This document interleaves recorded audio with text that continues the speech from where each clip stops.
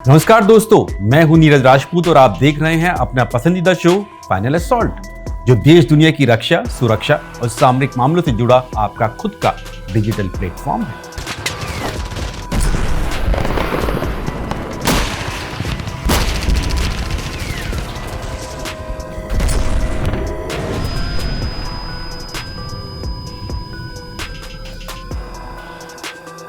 Final assault में हम लगातार पाकिस्तान, पाकिस्तानी सेना और पाकिस्तान की खुफिया एजेंसी आईएसआई पर बात कर रहे हैं। पहले बात कर चुके हैं कि किस तरह पाकिस्तान के लोग अपनी ही फौज के खिलाफ बगावत पर उतर आए हैं। खुद पाकिस्तानी सेना के अधिकारियों में फूट पड़ गई है, सैनिक विद्रोह कर रहे हैं।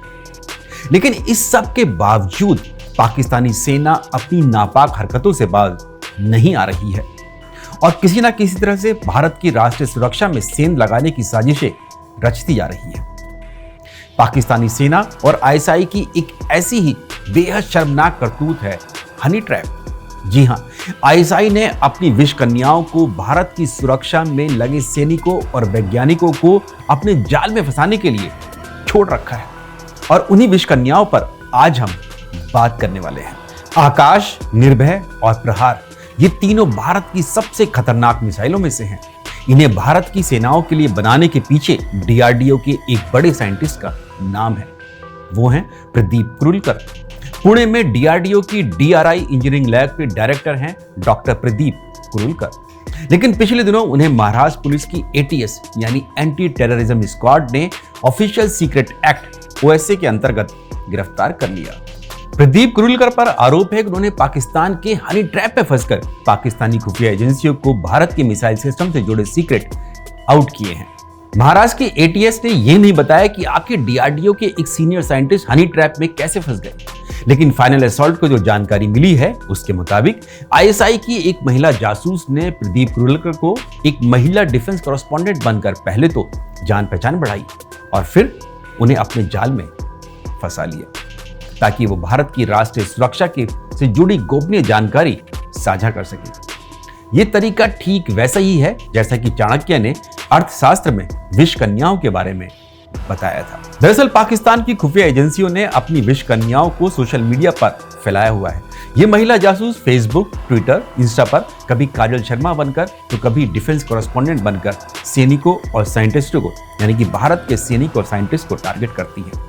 कुछ साल पहले जब बीएसएफ के एक जवान को पाकिस्तान के लिए जासूसी के आरोप में गिरफ्तार किया गया था तो वो ऐसे ही एक फेसबुक अकाउंट के जाल में फंस गया था जो काजल शर्मा के नाम से बनाया गया था। काजल नाम की ऐसी कोई लड़की थी ही नहीं, वो तो पाकिस्तान की एक जासूस थी। लेकिन पॉर्न वीडियो और पैसों के चक्कर में बीएसएफ के उस जवान ने देश की सुरक्षा से जुड़ी जानकारी, मिलिट्री छावनियों की तस्वीरें और गोला बारूद तक की इंफॉर्मेशन लीक कर दी थी।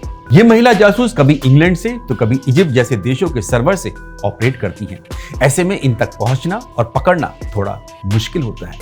कभी कभी ये विष कन्याएं सेना की नर्स बनकर यानी कि मिलिट्री नर्सिंग सर्विस की स्टाफ बनकर उनकी यूनिफॉर्म पहनकर अपना सोशल मीडिया अकाउंट्स बनाती हैं ताकि सैनिक उनसे दोस्ती कर लें। भारतीय सैनिक एक बार दोस्ती की तो फिर ये अपने डोरे डालना शुरू कर देती हैं। पहले ये विष कन्याएं पॉर्न वीडियो कॉल करती हैं और अगर आपने वो कॉल रिसीव कर ली और अपना वीडियो ऑन कर लिया तो समझिए कि आप उनके चंगुल में फंस चुके हैं। भारतीय सेना और दूसरी सुरक्षा एजेंसियां लगातार ऐसे सोशल मीडिया अकाउंट से बचने के तरीकों को सैनिकों से समय समय पर शेयर करती रहती हैं। सेना ने इस तरह के खुफिया अकाउंट से बचने के लिए सैनिकों को यूनिफॉर्म में अपनी तस्वीरों को फेसबुक यानी कि फेसबुक इत्यादि पर डालने के लिए साफ मनाही की हुई है। यहां तक कि सैनिकों को अपने परिवार के सदस्यों से भी ऐसा न करने की हिदायत दे रखी है। इसके अलावा अपनी रैंक, पोस्ट और पोस्टिंग की जानकारी भी सोशल मीडिया पर डालने से मना किया हुआ है। इस सब के बावजूद पाकिस्तानी सेना की विष कन्याओं की साजिशों की कहानियां लगातार सामने आती रहती हैं। भारतीय वायुसेना के मुख्यालय में तैनात एक ग्रुप कैप्टन रैंक के अधिकारी ने फेसबुक पर अपनी यूनिफॉर्म में तस्वीर साझा कर ऐसे ही मुसीबत मोल ले ली थी। ये अधिकारी आसमान से पैरा जंप करने में माहिर थे और फेसबुक पर अपनी पैरा जंप की तस्वीरें साझा करते रहते थे। बस फिर क्या था, पाकिस्तान की महिला जासूस ने इनसे संपर्क किया और कई राज उखलवा लिए। जब तक पुलिस इन अधिकारी को गिरफ्तार करती तब तक बहुत देर हो चुकी थी। कुछ साल पहले ही नौसेना के एक दो नहीं बल्कि आधा दर्जन से भी ज्यादा नौसैनिक पाकिस्तानी खुफिया एजेंसी के जाल में इसी तरह से फंस गए थे। ये सभी नौसैनिक विशाखापट्टनम, कोच्चि और मुंबई स्थित संवेदनशील नेवल बेस पर तैनात थे। इनके साथ पुलिस ने एक हवाला ऑपरेटर को भी धर दबोचा पहुंचा था, जो पाकिस्तानी खुफिया एजेंसी के इशारे पर इन नौसैनिकों को, यानी कि आरोपी नौसैनिकों को गैर कानूनी तरीके से गोपनीय जानकारी लीक करने के एवज में पैसा मुहैया कराता था। ऐसा नहीं है कि भारतीय सेना अपने जवानों को एडवाइजरी जारी कर पल्ला झाड़ लेती है। भारतीय सेना की मिलिट्री इंटेलिजेंस यानी MI और देश की दूसरी साइबर एजेंसियां ISI के करीब 1000 से भी ज्यादा फर्जी सोशल मीडिया अकाउंट्स पर हमेशा पैनी नजर रखती हैं। जैसी ही अकाउंट किसी सैनिक से, यानी भारतीय सैनिक से संपर्क करते हैं, यानी कि महिला जो जासूस हैं सैनिकों से संपर्क करती हैं या फिर फ्रेंडशिप करने के लिए उन्हें फ्रेंडशिप रिक्वेस्ट भेजती हैं, तो इन अकाउंट्स को फौरन डीएक्टिवेट करा दिया जाता है। लेकिन पाकिस्तान अपनी हरकतों से बाज नहीं आता है। अपने घर में भले ही आग लगी हो, लेकिन भारत को परेशान करने की साजिशें रचता रहता है।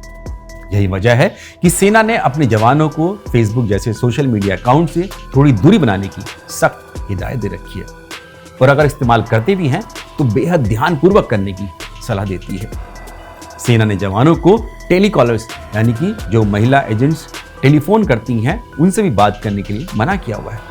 दरअसल पाकिस्तानी महिला जासूस टेलीफोन पर इंश्योरेंस एजेंट बनकर या रियल एस्टेट की एजेंट बनकर, यानी कि आपको मकान खरीदना है या बेचने का झांसा देकर भोले वाले जवानों को दोस्ती गाड़ने की कोशिशें करती हैं, और एक बार फिर दोस्ती हुई तो फिर शुरू हो जाता है हनी ट्रैप का घिनौना खेल। धन्यवाद। जय हिंद। आपको हमारा यह एपिसोड कैसा लगा, आप कमेंट बॉक्स में जाकर टिप्पणी कर सकते हैं, और चैनल को लाइक और सब्सक्राइब जरूर कीजिए। साथ ही बेल आइकॉन भी दबाइए ताकि मेरे नए वीडियो के बारे में आपको अलर्ट मिलता रहे।